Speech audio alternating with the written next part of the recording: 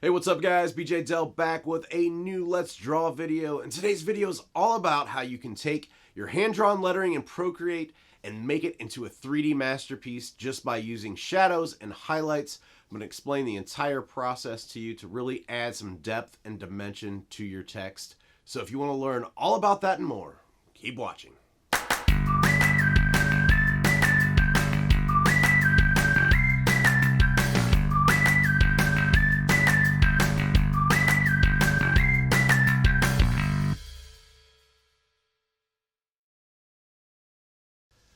Alright guys, I'm going to go ahead and jump into the video. I'll start this video off by saying, number one, this is not really a tutorial on hand lettering.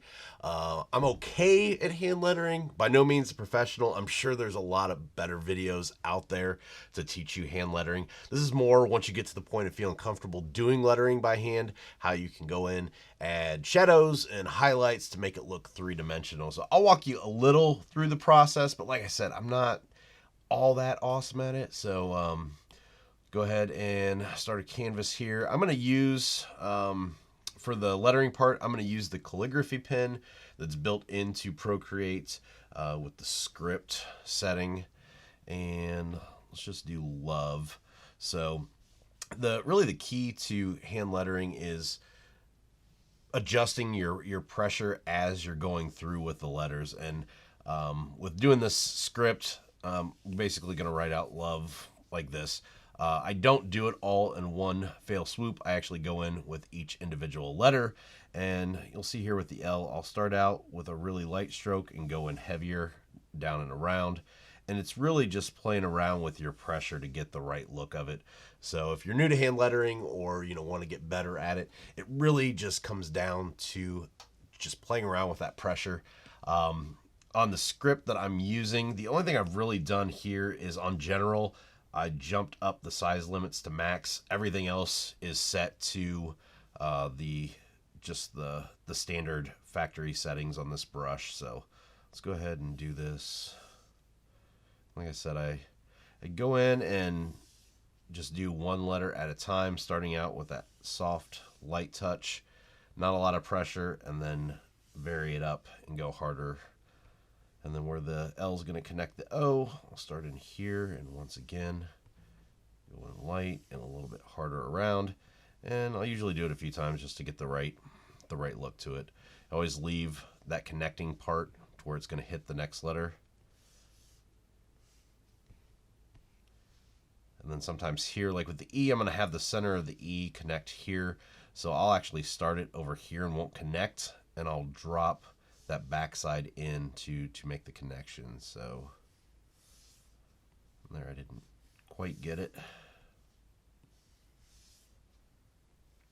Like I said, usually I'll go in a few times just to get that right look. Much like I do with my lines on everything else that I do, there's a lot of undoing and redoing to get it to look just perfect. So if you don't get it in the first try, just keep going.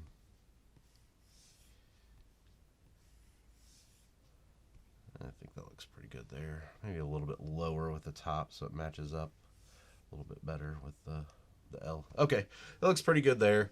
So next thing I'm going to do is, to make this easier to see, I'm going to change the color to a nice pink, and let's add some hearts in there too, since it's the love word.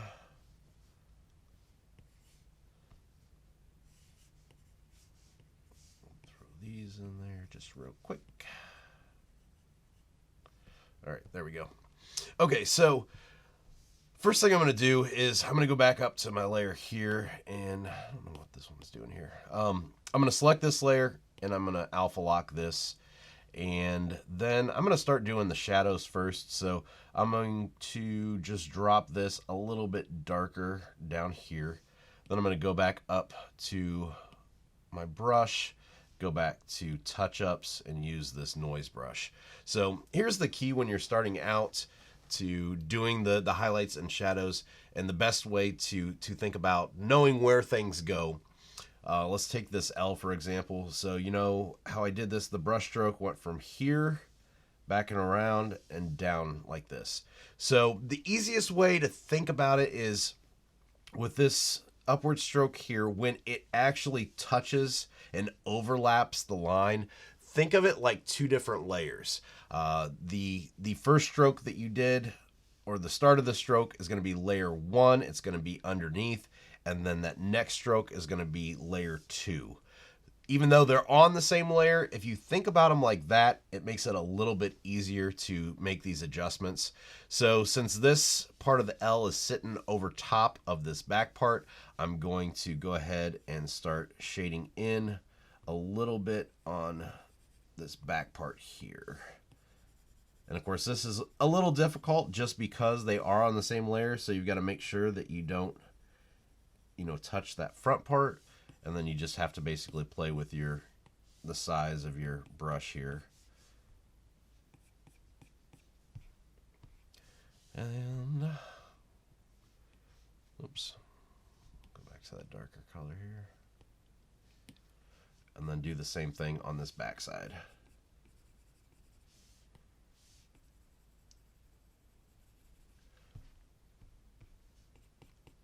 And then you can kind of just fade this out so it's darker where it's touching, and it kind of fades out as it goes up there. So as you can see, this already looks like it's in the foreground and this is in the background. If you want to as well, these bottom parts here, let's say we've got a light source coming from here. Of course, doing highlights and shadows is going to work a little bit differently than a regular drawing on text, just the way everything's going to wrap around. So you won't be able to go exactly how the light's going to hit it because you'll have to play around with the look of it. So, all right, so I've got that comes around here. And then also as this comes around here, if you can picture this, it's almost going to come in on top of itself here. So I want a little bit of an overlap down here. We'll make this a little bit smaller. We'll do kind of a line like this and kind of fade this up in the back. So it starts to basically do a crease here where that connects. So same thing here. You've got this coming up and then back down. I usually like to think of it, if I'm starting, left to right, then this is going to be on top of this next one. So where these come up, this is actually going to have a shadow underneath where those connect.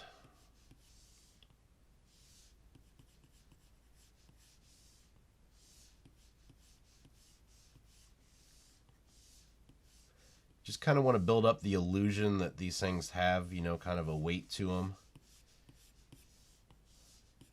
And then this is going to have a little bit of shadow here. So you can see this comes up and then back down. So we build up that shadow there. So you've got a nice crease where these two meet.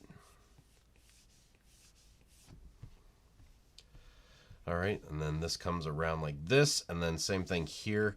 You're going to have a little bit of an overlap crease here. So we're going to build that up. And that's why I like this noise brush to build that up. I know I've talked about the noise brush in some of the previous videos, and number one, it's nice because the smaller you get, the less noise that you have. It's more concentrated. And then if you adjust it higher size-wise, it spreads that noise out and you can get a nice kind of, there you go, like that, a nice a tapered effect to the shadow. So we got that coming up like that. And then with this coming around, same thing here. This is the first stroke. This is basically the second stroke. So this layer is sitting on top of that first stroke coming up and around. So we want to add the shadow underneath. And this is where too, I guess it's kind of evident that it doesn't follow the exact rules of highlights and shadows, because I'm going to put a shadow here, but then I'm also going to do a little bit up here too, just because I want to have a break between these to where you can see that this is on top. So to achieve that and have it not look too off, because like I said, this light source is coming in from this top direction, I'm going to go pretty light up here. And then what I'm going to do is on this bottom part, I'm going to go a lot darker. So let's get that back. Since that bottom part is underneath and further away from the light source, it needs to be darker than that top part or it's going to look a little bit off. So let's just thicken that up. A little too big there.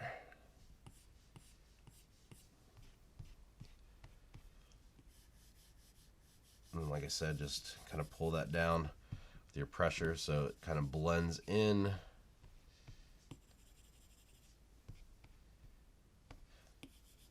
Went down a little bit too far. Pull that back up. All right, there we go. So you can see this comes down a lot farther. It's a little bit darker. This one isn't up as far and it's a little bit lighter, but you still have that break there. And then this is going to come up and around. So I kind of want this crease here where this comes back and around. So let's add that in here. Drop that down a little bit.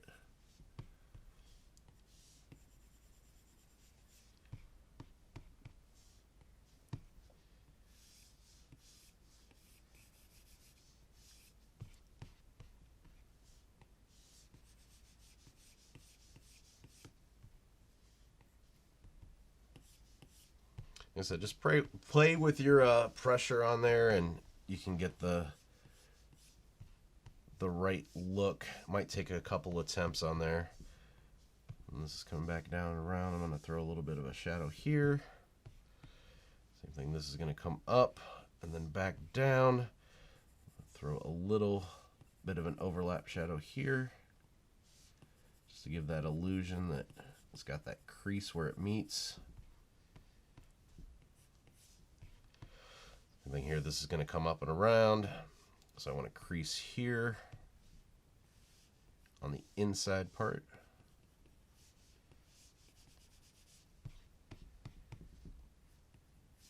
You always want that center of the crease to be darker and then fade out to give the right look there.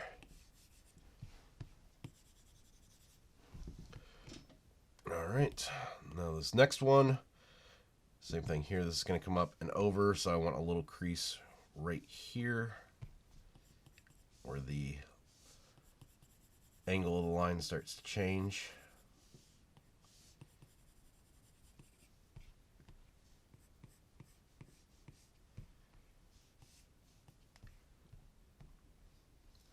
Now this line is going to be behind here, so throw a little bit of shadow there. Darker shadow here. And as this comes up and around, we're going to have a crease here.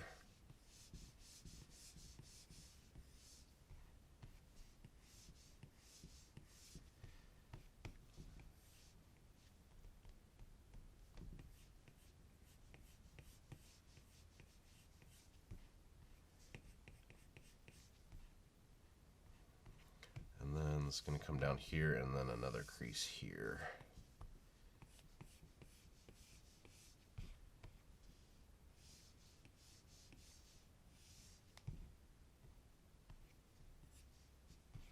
All right, and then you can just kind of build up this bottom side of everything too, and go a little bit thicker with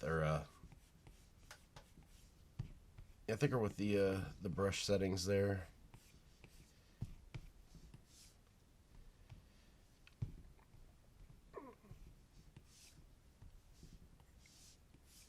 Okay, so now that I put the shadows in, it's going to explain the highlights probably a little bit better. Just being able to see where those go. So let's go ahead and I'm just going to switch over to a natural inker on this one with the white. Let's go ahead and make a new layer here. Okay, so like I said, we've got the shadow or the highlights over here on this side. Actually, I want to add a crease in right here too before we get started with that. Touch-ups. Yeah, because where this comes out and around, there should be a crease in here where the overlap is.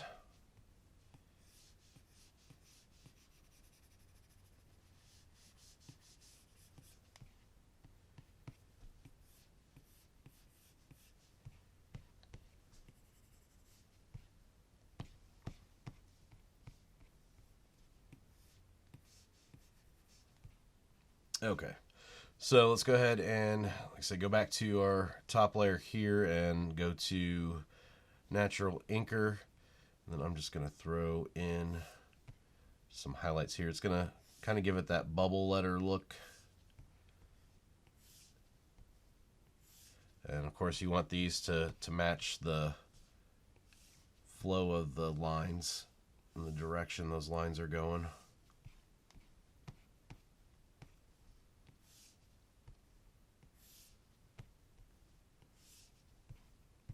There we go. Same thing here with this one. You're going to have a highlight up here.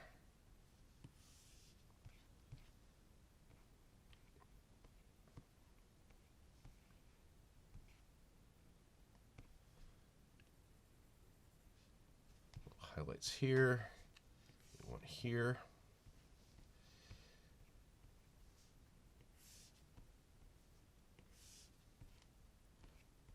And this one I'm putting on this side because the way that line twists and tapers, it almost twists itself because of where that overlap is. So just doing the line there.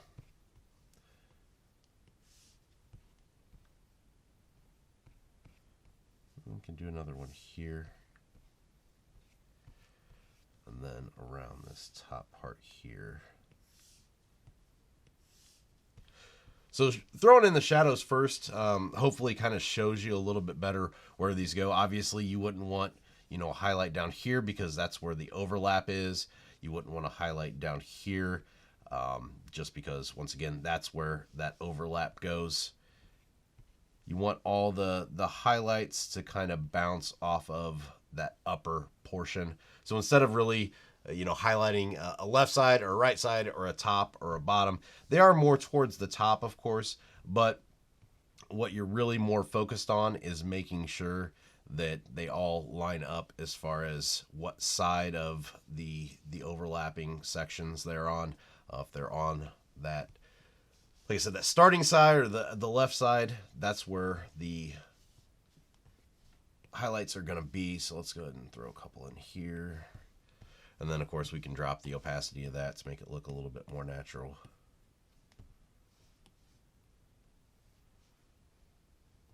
All right, so there you go, a fairly quick and easy tutorial on how to make 3D hand lettering with highlights and shadows. All right, guys, that's it for today's video. As always, thank you for watching. Make sure you like the video, subscribe to the channel, and hit the bell for notifications so you can get alerted when I post new videos. Also, after the video, hop on over to Facebook and join our group over there. Keep creating a Learn, Draw, Share art community. Meet new people, share your artwork, get feedback, give feedback. It's an awesome place to be, and we want to have you with us. So jump on over and join us. As for me, I can be found online, bjdell.com, as well as on Instagram and Twitter at bjdell. So until next time, keep creating.